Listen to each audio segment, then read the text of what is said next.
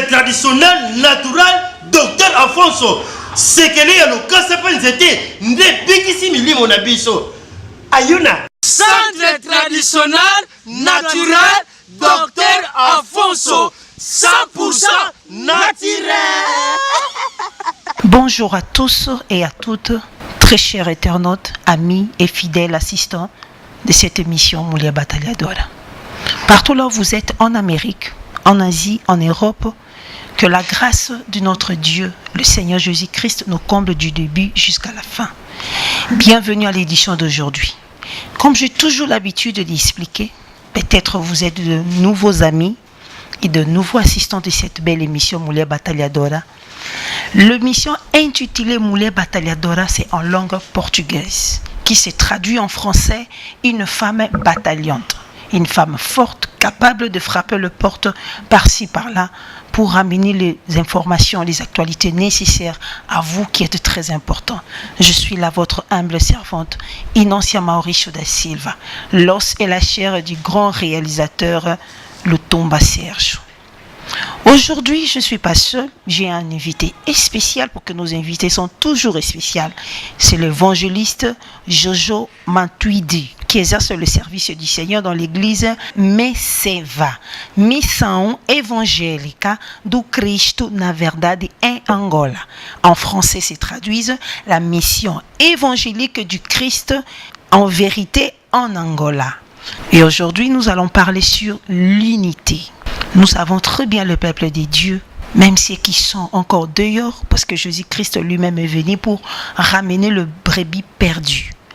L'unité, c'est l'une de l'armes puissantes pour nous, les chrétiens. L'unité, le diable n'a jamais aimé que les enfants de Dieu soient unis. L'unité que nous allons parler aujourd'hui, sur quel point, comment, sur quel plan, le serviteur de Dieu, l'évangéliste Jojo Mantuidi, est là disponible afin de nous ramener dans les Écritures. Peuple des dieux, l'union fait la force. Ainsi dit même le monde. En plus forte raison, nous les enfants des dieux, quand nous sommes unis, je crois que nous ferons des grandes choses. Avant tout, j'ai toujours l'habitude de remercier ceux-là qui ont appuyé cette idée pour qu'aujourd'hui, ça devienne une réalité. La lisex de cette mission Moulia Batalhadora, c'est lui-même Jésus-Christ. Mais les appuis, le pilar, nous avons un grand monsieur, il est en France, Papa Pierre Diavanga. C'est le responsable du journal Eden en Paris. Papa, merci beaucoup. Que mon Dieu vous bénisse. Je vois aussi les grands hommes des dieux qui nous ont vraiment aidés à travers leurs prières, la fortification, le révérend docteur pasteur Israël Mbambi. C'est lui le responsable de l'église Salem, le visionnaire de l'église. Je vois aussi l'apôtre David Panzo du Mairie et je vois aussi le pasteur Dominique Ngoy de la Résurrection et la pastora Isabelle Formosa da Costa, l'église Inicio da Création. Merci beaucoup. Naosenga que attention na bino parce que bino tong bozali attentif et vous ça bien pour vous partager. Vous s'abonner na compte na biso na YouTube Oyezali Lutumba Sergio. Soka ko beti Lutumba Sergio okomona ba émission na biso nyonso. Vous savez le temps ya kopona sujet nini oyo lingo yoka. Bo s'abonner vraiment nazo senga attention na bino. Nazo remercier premièrement aussi ba collaborateur na biso. Vraiment Mado Bikembo nzambe nanga pambola na ba effort vous allez ko fournir pour la mission émission Moulia Batalhadora. Ils sont couple, hein? Quand j'ai dit Mado Bikebo, bien sûr qu'elle est l'épouse de papa Vicky Ozana. Je vois aussi notre collaboratrice qui est en Belgique, Bibi Tansona Niangi, la maman de Eveline. C'est l'épouse de papa Jacques Kakouitu. Que l'Éternel vous bénisse.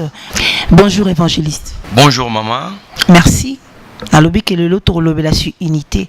L'évangéliste c'est l'évangéliste Jojo Mantuidi. Ako détailler les biso le peuple de Dieu. Nazali ko remercier ma partenaire na biso so bomoni Moulia Battaliadora, je suis là. Inoncia Maurice da Silva, votre humble servante en forme parce que nos partenaires fournissent des efforts. Bazako tiambo na bango na musala nzambe. Nzambe na biso pambola bango. Je vois là le grand parisien le plus fort, le parrain Dodo Diavanga. Que mon Dieu te bénisse vraiment Dodo. Nabe fort aux sala pour na Moulia Battaliadora.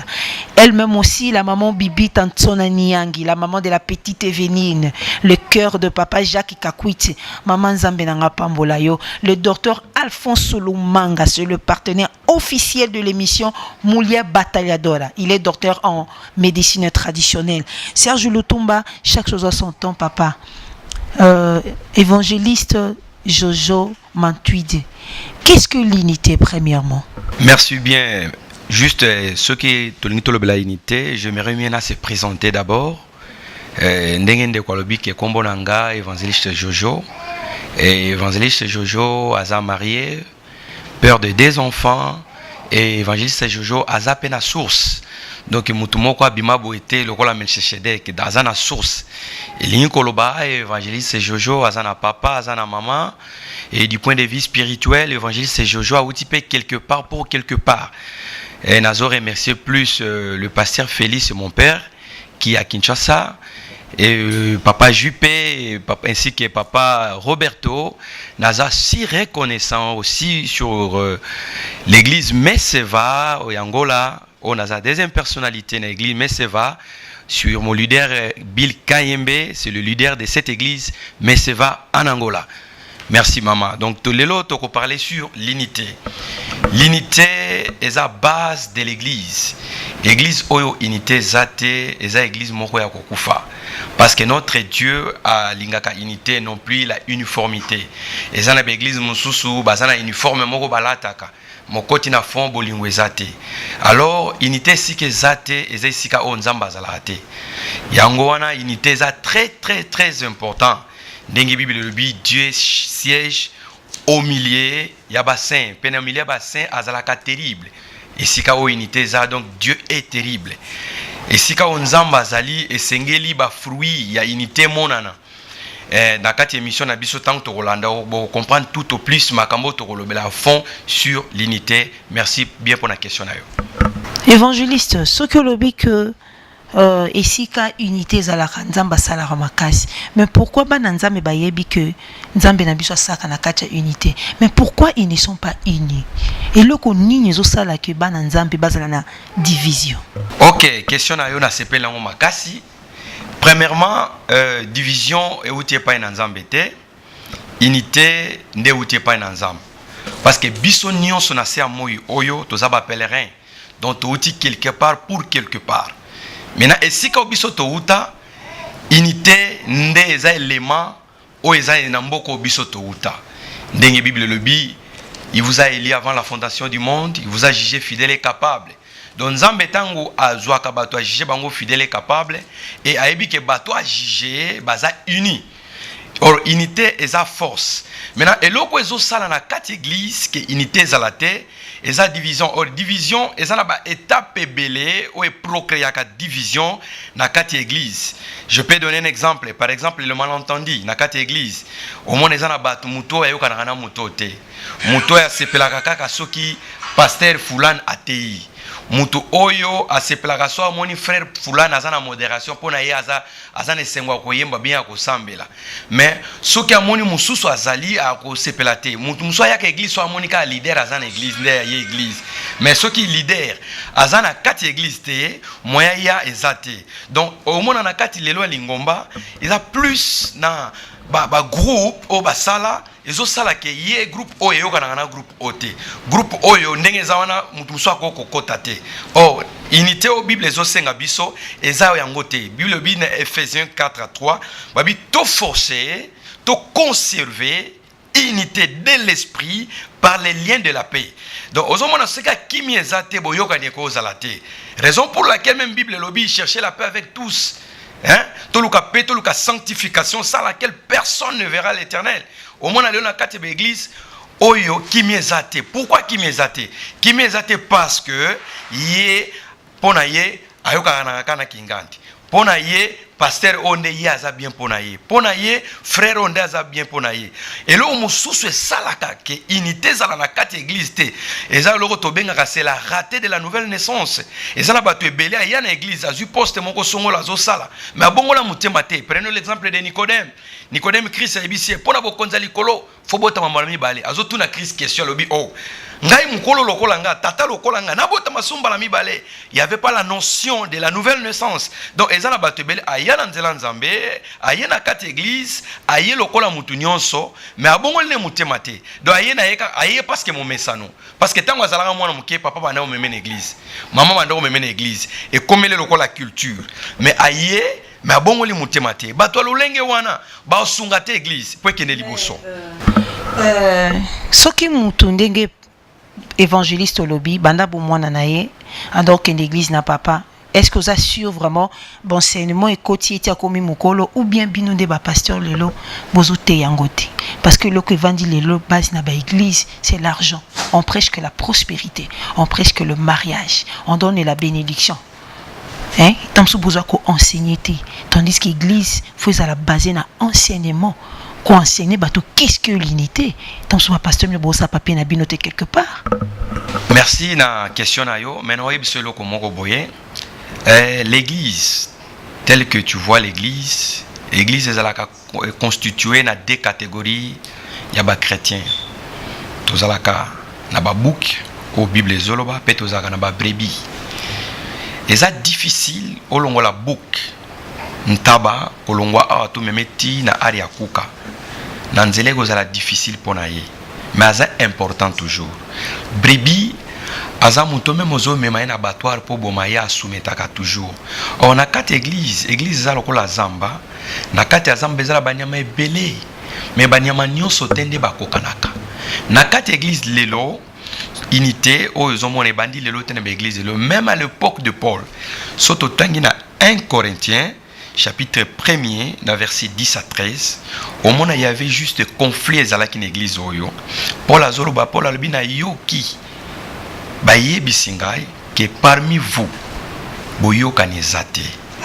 Paul a commis à tel point à koloba. Alors est-ce que ngai Paul mutuna kufila kibino na croix? Est-ce que ngai Paul mutuna baptiza bino na kombo na ngai? Donc, au moins, ils ont makambo et bandi lelote. Na kati église, tant que Christ n'a pas été, église, division, conflit et kozangate. Mais un grand problème, c'est quoi? Bible tango le bito conserver unité de l'esprit, na nzela ya kimia, tarefa ou devoir d'un serviteur, d'un pasteur, de s'efforcer de conserver. Oh, et ça, c'est très simple à conserver l'unité, comme Proverbe Belobi. Proverbe Belobi, ce qui va connaître les témoins, monter là, exacté. Donc, un pasteur a un droit, pas devoir, yako, bomagnon, so, eza ba chichotement, na quatre églises. Au moins, il y a salaka que église est la unité. Pourquoi? Parce que pasteur a un faire part na batunaye. Donc, pour naye, maman ou papa ou atazo salamabe, moya lobelete parce qu'à kokima. Or, notre devoir est à mettre batuna katia lune. Et ça n'a pas pasteur mususu parce que maman ou yaza donateur, mais azo mona makamabe. Olia yebise yazo yebisete. Ozomona par exemple la bi elo procureur ba division na quatre églises, eza ba grande poste. Ozu poste moko munene opesi mutu moko a soumettre waza incapable ya ko soumettre poste wana. Mais mutu wana zoko kolobanete parce que yenda za le premier donateur numéro 1 dans l'église. Et ça, c'est chose où ils ont focalisé l'église. Ils ont fait ça parce que notre devoir, il y a qu'on rendre les disciples, il y a Christ, disciples, il y a un moment à l'élo, mutumuswa, ata pasteur, azo salamabe. Azo salamabe, azo na courage, c'est même pasteur, papa, Bible le dit, qui est aux imitateurs Christ. Paul, tant azo ba que soyez mes imitateurs, Paul, comme je suis du Christ. Mais combien papa yozote abisoza imitateur à Christ? Même unité, et banana na mutu. Donc le pasteur d'abord il faut l'accès bolingo wana na bateau yazo kamba. Ozomona mama. Ce qui le pasteur il vit à unité d'abord vit wana unité za katina yete et ça difficile à transmettre na peuple. On donne à quelqu'un ce qu'on a. Si en moi il n'y a pas l'amour, même les gens qui nous ont encadrés, amour et rosalati. Raison pour laquelle ozomona lelo désastre eza na kati ya église omona fulani oyo na oyo eyekana te même otuni bato na kati ya église sikoyeba kombo ya sero azoyeba même kombo ya moto afani na bante mais baumeli 10 ans na kati ya église parce que amour eza te amour d'abord eza numéro 1 na kati ya église po unité ezala tokolobelaka unité te so tolobi na amour te parce que amour nde koagendre unité na kati ya église ozomona ma sœur juste ça nde yango wana vraiment évangéliste opesi nga raison nde nalobi que mabe ezouta epa baparent oyo baza bapasteur mais soki yo pasteur en toi-même oza na amour te tu es serviteur de qui okozwa mutu il n'est pas affermi parce qu'il a mis son argent à l'œuvre de l'éternel toza kuna posa provenance ete wana etali mutu na nzambe na ye mais il n'est même pas fermé même pas capable de exercer l'œuvre de l'éternel, mais parce qu'il donne l'argent aux yeux de na poste moko, qu'est-ce qu'il va donner? Évangéliste lobby que l'homme donne ce qu'il a. Ma bewan est pas pasteur, mais baza komi benga qui sont des serviteurs de l'éternel. Le seul service au Jésus-Christ a tinda lobby, allez prêcher le royaume des cieux, baptisez-les. Faites-eux de mes disciples. Mais so siko bango bazo sale langote. To comme la posa to yeba le vrai et le faux. Ou bien dengenini évangéliste ba peuple nzambe o bavandi na kati ya mangomba wana que pasteur ye mokazani na bolingo te ba âme na bango na suka ekokende wapi. Merci bien ndenge nalobaki nalobi na papa qui point moko sur la raté de la nouvelle naissance. Soza na pasteur oyo a briller étape oyo à devenir pasteur, à devenir apôtre, à devenir prophète, à devenir évangéliste, qui que ce soit, ce sont des gens oyo baraté nouvelle naissance basant la difficulté à maîtriser les choses de Dieu. Or les choses de Dieu, on doit quand même maîtriser ça. L'unité et sa force oyo diable a yebi que si quand on a bolingo soke zali, c'est difficile d'atteindre l'objectif nangai. Mais si ka o unité zate diable azaka capable à atteindre l'objectif nae. Et ça pena makamo mususu na vie ou na église o biso to kanisaka keza unité mais za unité te. Parce que unité a ma BP zali. Prenons l'exemple ya Tour de Babel. Bazaki na objectif nini? Ba atteindre Nzambe. Balui bazalaki ini. Omoni combien unité ça la force. Bazalaki ini ba atteindre nani? Batendre Yahvé d'Israël. La unité au bazalaki nango et poussaki bango batendre eloko o balinga ki ko sala. Mais unité na bango ezama be je vais te donner un exemple pratique dans l'église. Il y a des églises au mona ezana groupe oyo bayoka na groupe ote. Ezana groupe ba mama oyo bayoka na ba mama ote. Ezana groupe ba jeune oyo bayoka na groupe ba jeune ote. Même des hommes de Dieu. Au moins des hommes de Dieu sur même avenue, des églises sur même avenue, mais baloba na kate. Au moins oya pesa ka muninga mbotete. Maintenant si on donne ce qu'on a, à combien tu repèses na peuple? Tu repèses na peuple. Est-ce que l'unité? Est-ce que tu repèses na peuple? Division? Musu a tché séminaire. Musu soit na lokwa yoki muninga tché séminaire, yé pas tché séminaire. Et on moni lelo même na ba conférence. Et ça difficile bah tu vas à la conférence. Musu soit azoté sur même sujet. Des intervenants pendant la journée. Musu azoté ya. Deuxième intervenant il y a Bouki, premier intervenant. Na simanonga bina corriger ayebité oyoki. Donc eloko surtout ezo sala na niveau ba serviteur que unité zalate eza point moko capital sur la doctrine. Oh, on a quand même doctrine, c'est la doctrine du Christ. Et l'eau comme il balait na katia doctrine wana ba pratique ya doctrine. Omona mususu alobité bisoto sala aboye. O bango ba sala c'est fort chifo. Mususu alobité bisoto sala aboye. O bazo sala c'est fort chifo. Regardons l'exemple dans la Bible.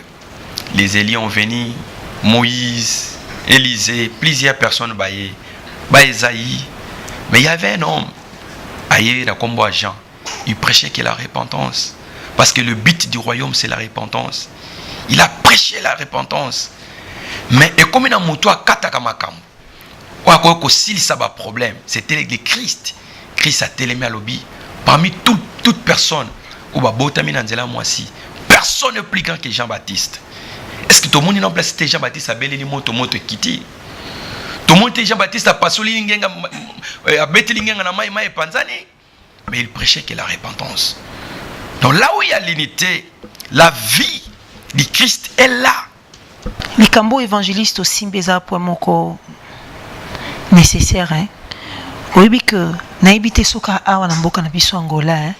Na veni moko plus de 5 églises. En dehors, il y a 5 églises. On a un séminaire, on a pas de séminaire, on a pas de séminaire. Vraiment. Parole le lobby nabiso, un élu ne combat pas un autre élu. Ce qui élu ou azo combattre élu oyo. Yangona lelo moyen ta ba païen, ba respecter ba chrétien zati. Parce que biso moko ba chrétien, toujours l'accent na biso exemple était. Tu es serviteur de l'Éternel, du Christ, lui aussi est serviteur du Christ. Vous tous vous êtes des élus. Mais pourquoi kaka autant ngati séminaire, ou n'a pas de séminaire, on n'a pas de séminaire. Point oyo moko lobby, moko aleki a tei le même sujet, musu soya leki na kebrare. Est-ce que moi je veux que par vrai ou faux Muto akoya pas combattre muninga. Vraiment bango mbale bazat papa moko. Parce que la Bible dit un élu ne combat jamais un autre élu. Merci na question na yo tuninga. Mais na koyebi so eloko moko makambo esalamaka na époque à Christ. Les disciples ont venu demander Christ par rapport à Jean-Baptiste. Mais réponse à Christ ezalaki celui qui n'est pas avec nous est contre nous. Et là, ça là, au monde allélo sur même église, les gens ne s'entendent pas ou sur même avenue, batubazo au Kanaté. Et là, au Seigneur te mettre à tête. Jésus-Christ, c'est la tête de l'église.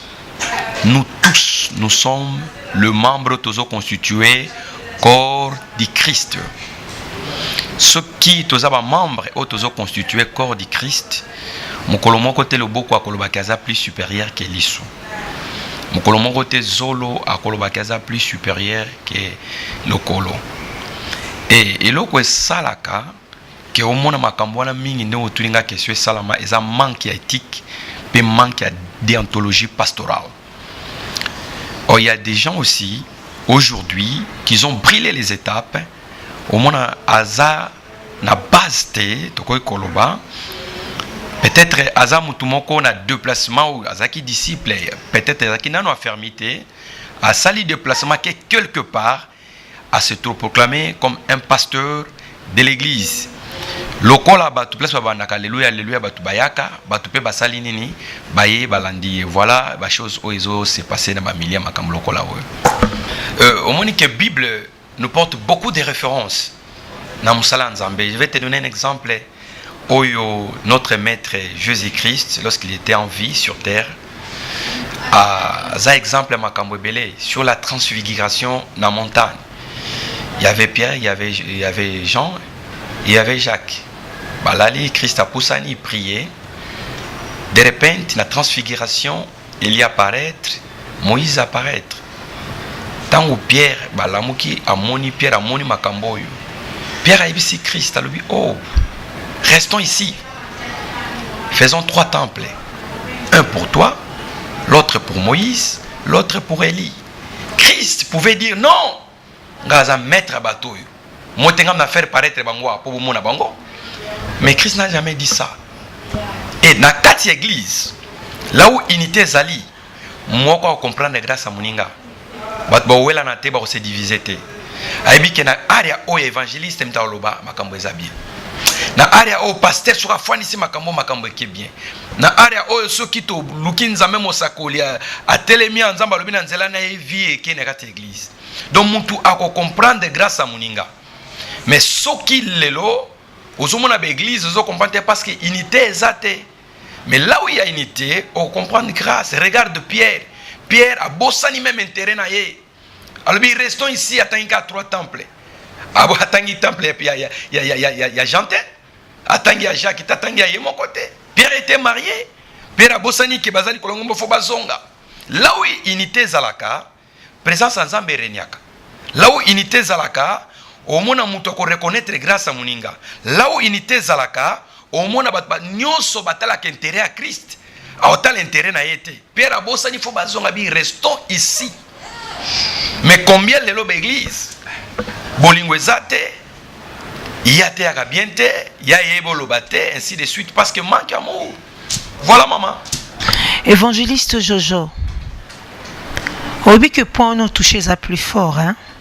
Mais ezama be ya bino moko ba pasteur ba leader bazocha bana bisika o etam so sengeli pona bango te pour des intérêts mettre le bela sur point wana non sengana no baba on lance les biso prédication moko ya évangéliste Jojo Mantwidi. Nous remercier fortement bino mo partager ka mon émission lelo hein nzamba zolo bela biso peuple né d'une manière d'une autre. Lidi Mouswamba, merci beaucoup. Continuez Moussa Anayo. Pegingala, continuez Moussa Anayo.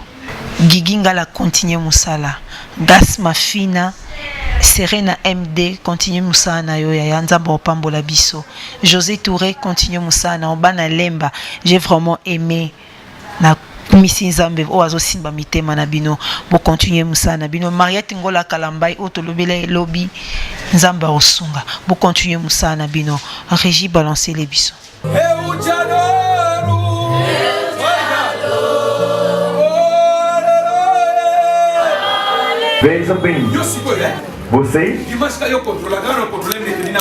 Você controla a sexta e o domingo. Todo movimento. Como se veja o movimento da mão, como que é o teu irmão, vai se aproximar, vai dizer, irmã, ensina, e ensina. Se você fez isso, você vai ajudar nos lados para nos ganhar salário.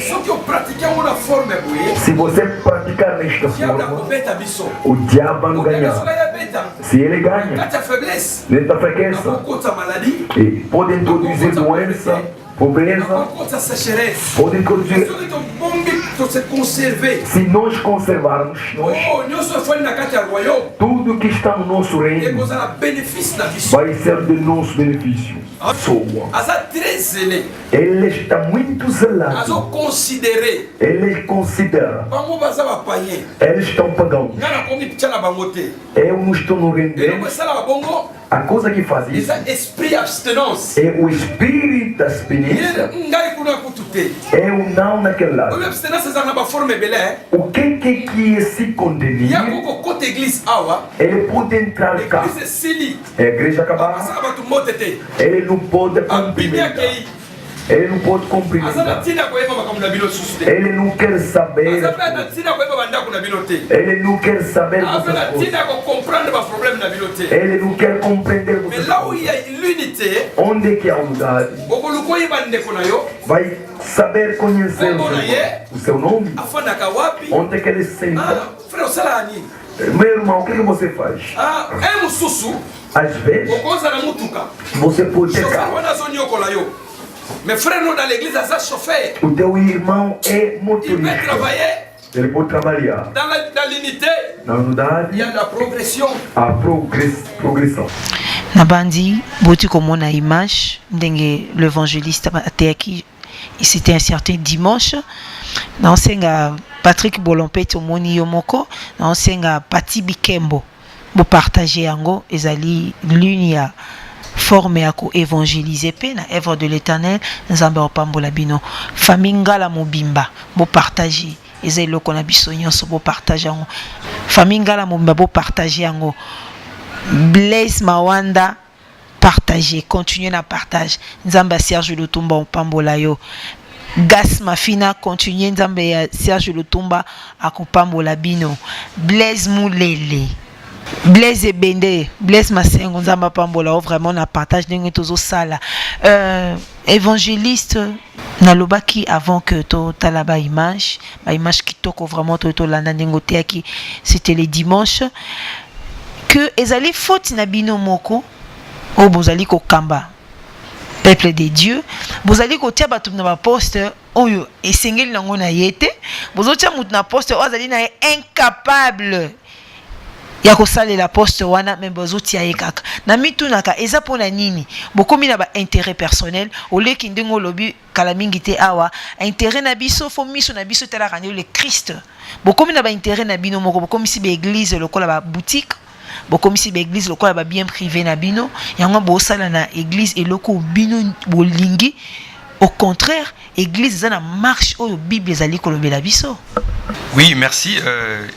Église, premièrement, ezalaka motote. Raison pour laquelle Christ alobi c'est l'œuvre de mon Père.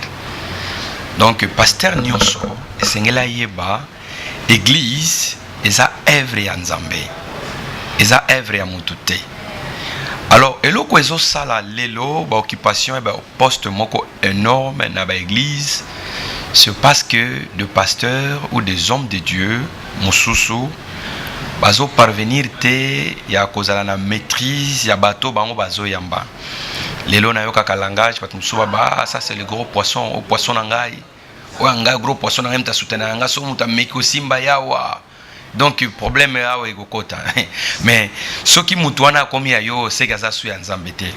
Elingo baba jare ya ba église wana Dieu aza na poste te sikawana. Donc Dieu n'est pas humilié ya bato alolenge wana parce que ba elema batu nyonso ba yaka kati na nkolo baza batu oyo Nzamba tindi ye moko Nzamba mutatindaka soki Nzamba tindi te oza na batu te okoyoko bima okocho bimiso Nzamba simi mitema na bango po ba yate ba royate.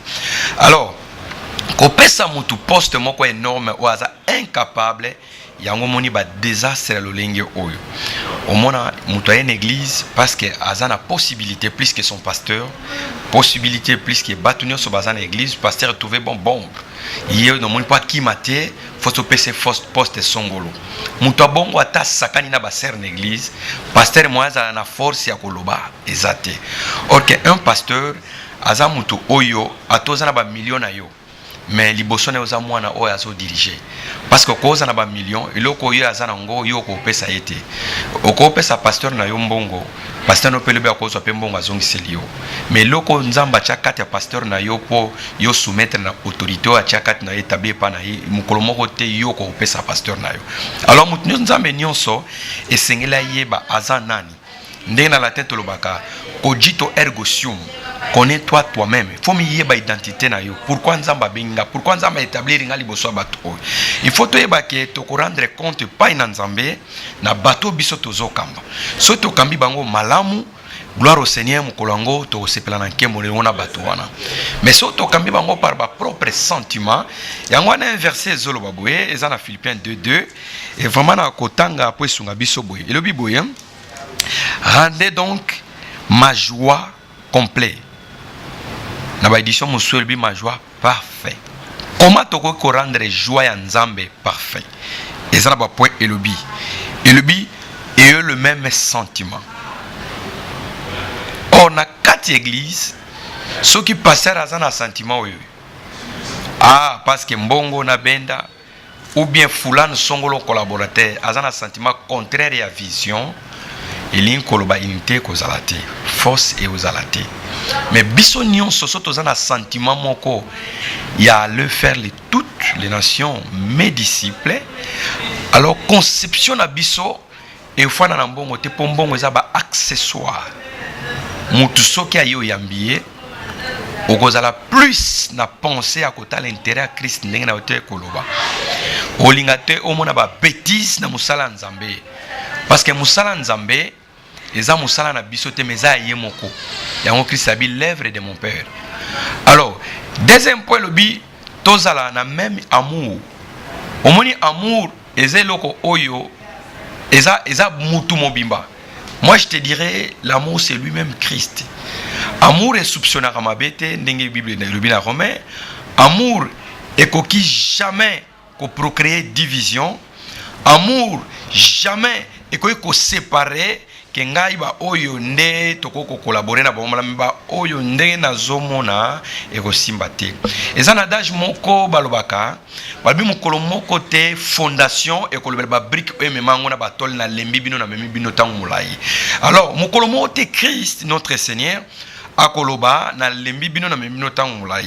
Ce qui crée ça koloba ngote a combien plus forte raison nous qui leaderons des églises tozala batu o tokoba oyo nde baza bien o baza bien te ba oyo nde biso tokoko collaborer et loko mususu ya mibale esengelo iba nani oyo zo pesa ye charge. C'est pas tout le monde ko donner charge ezala batu musu bazui charge par sentiment mais ba kokiango te.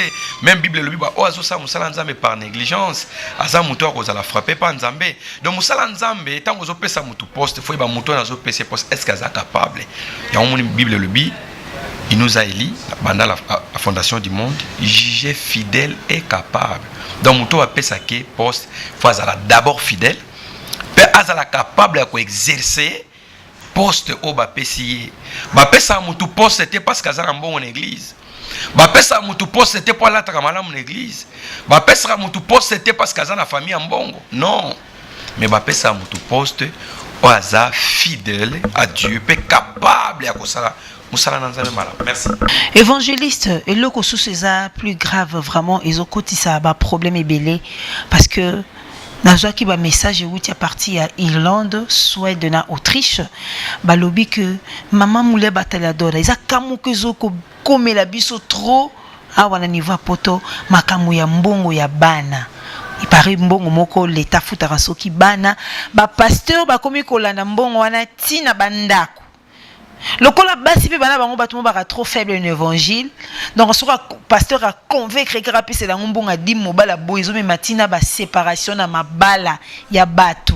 Est-ce que eza vraiment digne likamwa ndenge nzamba a commet dans la Bible et puis ils ont même makaka séparation na mabala te hein et comment même ma séparation entre bango na bango moko basali nzambe na kati ya église pona mbongo wana pona ba dime na ba offrande batu ba kabwani mokile comme na ko seka comme le roi ndenge mokile lobaka atona biso ka ndenge moko pasteur. Est-ce que ça bongo vraiment limbola na muke selon problème wana po esika nani azali José Touré na question na yo azela ngope réponse. Bon, merci bien pour la question na yo. Mais le quoi liboso senge to retenir du mais ezelo au moins muke 1/10 ya revenu na yo ezelo au moins muke en plus c'est ça biblique. Mais le mal forme o lelo batu ba komi ko zuila ngope ko salela ngo. Ce n'est pas tout le monde à l'Akadim, à quatre églises. Raison pour laquelle on a parlé ici la déontologie pastorale, c'est que l'éthique et la déontologie pastorale. Oui, l'élo vraiment, tous en akata carrefour, oyo, batubaza plus dessus. Bamususu bazo pesa badim, mais bazo mona lobo konanzambe te. Dim et quoi ko kabo l'église te. Dim et quoi kabo la batu te. Je vais te donner un exemple biblique. Reine de Shabbat, a outi reine de Shabbat, on va visiter Salomon. A ibisi Salomon loko moko. Et loko impressionné nga makase pa na yo, c'est l'intelligence et la sagesse on zamba pesi mais batu o pe baza pene na yo. Donc il ingol babatu na bazala bien. Il ingol ba ke ba yeba ki lo ba bingi ko partager quand même. Et si ka unité zali bo wela na te na dim partage et bo wela na te leader a yebi ki nazana boye et ba collaborer à penser même sur ba collaborateur. Ce que vous avez l'église ou anezo salama boye ça manque. Ndena lobaki aussi la raté de la nouvelle naissance. Exemple, je vais te donner un exemple dans la Bible. Moïse a ken ngomba azui charge atiki et pas Aaron. Alors peuple Moïse a ka umeli peuple bitin to ibite soki Moïse a devenir nani. Donc ce peut confier et ce qui peut balier na banyama tala to zele to lembi sale la biso vodor biso to ko adorer Aaron bangi moni ba Aaron baza ba jara ba serviteur ba PC charge maza dirigé par le peuple aza non plus dirigé par El Shaddai ou Aldonai mais aza dirigé par le peuple et ça ba jara bat oyo dimeye azui ango abi e na okabona bato pona tinani azui donc baza ba serviteur à vendre pour ngai satisfaction ya peuple de Dieu ba que ce sont des faux serviteurs mais Ce qui peut diable azo comprendre na ye lokola diable déjà comment comprendre que ba faux basé belé yangwana aibi que unité et que ça la force a pandi bato parce que bino moko bozana bien na unité te mona diable aza ko pénétrer facilement évangéliste parce que so bozana kata bo moko diable akozala même pas na pouvoir ya ko la division entre vous-même le serviteur de Dieu c'est que na kati na bino il y a aussi qui servent Christ na lokuta misu bazana bango ba pelete bazana bango ba nzambe te mais ba eka kozwa ba titre wana parce que peut-être manque ya mbongo yango ba comme ba pasteur mais bazana bango appelé ya nzambe te. Merci maman, je te dirais ces choses là où il y a le vrai il y a aussi le faux. Un kilo tellement tel que Zali ba vrai ba ozala ba faux pe ba ozala mais moi na nzambe nion soit un esprit à discernement à comprendre que oaza vrai à comprendre oaza faux par rapport il y a parole il y a nzambe parole les a miroir o yazo enseigner biso makambo ebele pona biso to comprendre comment est-ce que mokilizo tambola eloko ni nzamba lingeli biso eloko zo sala échec il y a église aujourd'hui où eloko zo procréer faiblicité église et ça parce que unité zate nde tozolobela ao mais église oyo ba comprendre notion oya unité eza église o bazosala exploit pourquoi la prière sacerdotale à Christ na Jean 17 au moment na so kiti na 11 yesu azoloba bi papa lolenge tozabo moko bango pe bazana biso bomoko lolingi koloba ke Dieu n'est pas égoïste il veut que son caractère qui est à lui il veut que toute chose, la bénédiction, le succès, la réussite, tout est fondé dans son église. Alors moi aujourd'hui l'église est faible, n'a manque d'unité. Merci vraiment pasteur excusez-moi évangéliste parce que dernièrement on a mis trop de pasteurs et on est coaching à la monoko évangéliste Jojo mais le la thème na biso to vandeli unité tout décortiquer on a moment ba plan ebelé mais bana nzambe nde mutu tozana bango posa parce que bible lobby que na dernier temps ils ont bato ba surtout chassa qui ba démon ce sont qui les serviteurs ayibisi bango na yebi binote boza ba serviteurs ya mabe donc fortification faut rendre na peuple de Dieu au quoi que le bœuf au quoi que exhorter peuple de Dieu ni sur l'unité sur ba comportement za ko dérouler na ba église ba comportement za ko dérouler na ba kambi na bango ba pasteur. Moi, exhortation moukié parce que bananzambe bazala fortifié. Bon, merci. Nazo yebisoyo mwana nzambe ozolandanga na nzela ya Molière Battaliadora. Oza vraiment important. Oza elanga mutute, moza elanga nkolo. Raison pour laquelle on yebisayo que iloko est important na vie na yo eza obatela bonzambe parce que na mboka ya tata unité est l'élément moko très puissant. Ce qui est la unité, même na libala na yo, yo mobali ozola nanga, yo mwasi ozola nanga. Et kozala malamu. Sala o Bible ezo senga, ko sala o temu kileko ko senga yo, parce que objectif ezala ka moko eza bokonzi ya likolo. Alors bokonzi ya likolo et ceux qui aux unions sont assez à moi oyo, orate bokonzi ya likolo, vraiment est important. Et le qui est plus important, oyoko ko se cibler, eza ko garder unité ndenge Bible lobi to se to conserver en a foyer na yo, conserver en église na yo parce que yo za église na nkolo. Alors conserver ngo na nzela na yo batu bazala affecté mtuzola nanga sur l'unité. Kombo na ngande na pesa ebino numéro na nga téléphone eza 924 27 80 60 na pesi mbote mingi na bandeko ya Londres, bandeko ya Afrique, nyonso, bandeko ya Asie, Amérique, pe na bosente ko pesa mbote na apôtre Domingo Mananga, na pasteur Achille Binda, na pesi mbote na ndeko Jerry, na pesi mbote na corps du Christ nyonso en général, pe na bosanité ko pesa mbote na bana nyonso ya Meseva, et sika ba ko landango, vraiment tika été le Dieu d'alliance abatela abomba bino na kombo na Yoshua. Amen. Merci beaucoup Ndina Lobaki ne bandelike grâce naye bolingo naye et comble biso du début jusqu'à la fin. Notre bandi naye lokola alpha peut aussi qui n'est le quoi oméga. Biso stoyebi ke biloko ezalaka goût ezalaka ton qui. Merci vraiment na bino bozola na biso ba fidèle assistant émission na biso Mulia Bataliadora na ba ami nzambe ya Mulia Bataliadora apambola bino azana bino oyebi eloko évangéliste auti koloba siko sur l'unité eza base. Ce qu'on kende l'église, c'est parce que Bible recommandait bisoto sangana. Là où 2 ou 3 personnes sont réunies en mon nom, je suis au milieu d'eux. Donc on a biso ko sangana nda komi bale misato. Mais to s'exoter biso na biso, surtout na baton où tozo kende presque à la fin. Tant y a pas si, tant y a ba guerre, ma bé. Le mal, c'est que dit la parole. Le mal est accru qu'on dit ma batte comme il kita. Parce que Jésus-Christ, même moi, le baki, est-ce que tant na koya, dans kuta bolingo, dans kuta fait, foi, excusez-moi, dans kuta foi, na kati na bato. Ya mwana toke na ka église. Mais toke na raté parce que to landa oyo pasteur azo sala, oyo mama foule na zo sala. Yo qui n'a qu'à église pour au moins tes groupe A ou bien groupe B. Toi tu vas à l'église pour adorer ton Dieu. Tous en bon moko parce que l'union fait la force. Merci vraiment. Merci mon invité évangéliste Jojo Mantoui pour nous répondre à l'invitation à Bisso. Merci beaucoup peuple de Dieu, très chers internautes, nazo senga na bino, bo s'abonner na YouTube na Bisso, oyo e betami na kombo ya Lutumba Sergio. Soko beti Lutumba Serge na YouTube ba mission nyonso to ekobima ozana temps ya kopona émission ni olinko yoka. C'est bien, la Bible dit l'homme ne vivra pas seulement de pain mais de toute parole qui sort de la bouche de l'Éternel.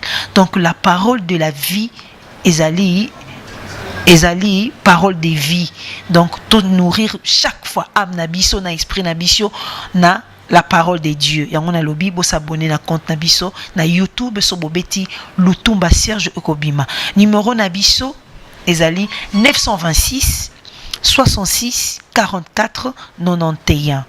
Deuxième numéro ezali 949 96 66 11.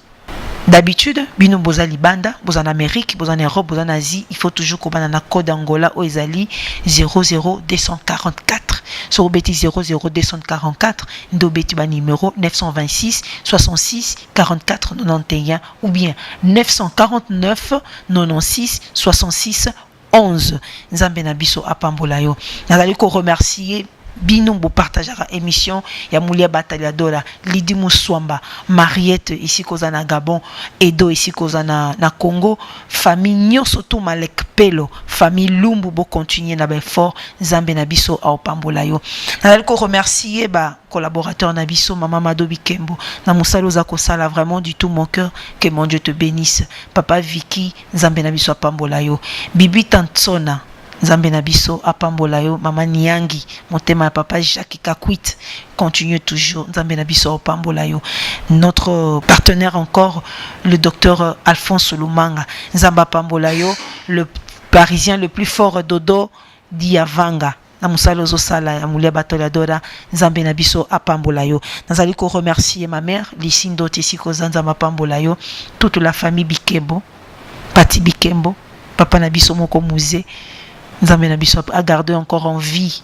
parce que mon la petite Samuela Lutumba ce qui nous va permettre de naïf sarabino que la vie appartient à Dieu ce qu'a pesi biso souffle de vie trokuta na prochain numéro Mulia Bataliadora za na posa ba soutien na bino na posa ba soutien na bino financièrement et spirituellement. Je remercie l'équipe technique na baraton na l'équipe technique azaka moko les grands réalisateurs Serge Lutumba. Ciao. Invitation ya docteur Afonso eza pona bato nyonso sans exception bino mo bozomona ya lukuta veut dire ezalaka te po biso tolobaka papa Afonso ayebi maladi ebangaka papa Afonso papa makaya toyoka yetukulu ambefo tuisa kwa docteur papa Alfonso siniziti atiza kutobuka yuma fini za kubima yaka bakubeta nkelu ala sankelu kaka tetele moi ikeinango uza kukende pa bakutuba uko kuiza makasi luya bakunyaki sabino.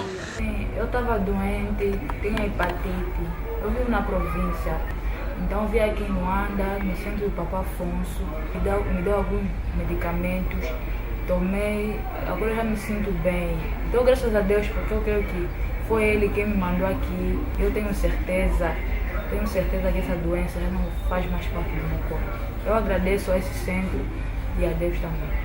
Deus, a forma que Deus me ajudou, sofri tanto, andei bastante, mas agradeço a Deus, também ter a fé a Deus.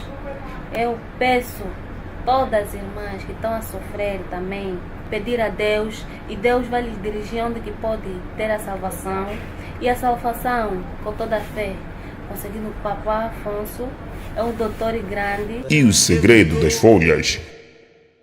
Eu até nem também que acreditava, eu tinha Cristo muito grande, 3 vezes, penso o caminho de Deus, com toda a fé, tomei os medicamentos, hoje em dia tenho meu bebê.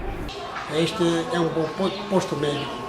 Aqueles que não sabem, nós vamos começar a comunicar a eles, eles que podem chegar aqui, que enchem aqui, para eles terem a saúde melhor. Nzambe oyo apesa kabana ngenaki kozwa treatment pa Papa Afonso amanaki kokompayare nga kaka yango nakomisi mpe na Nzambe aza malamu.